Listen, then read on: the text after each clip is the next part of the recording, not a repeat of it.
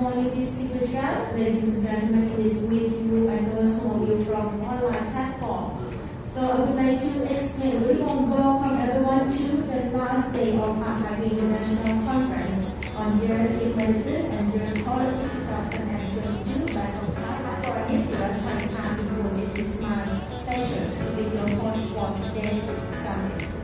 And this tour will come under the concept of towards post-COVID recovery for aging and innovations.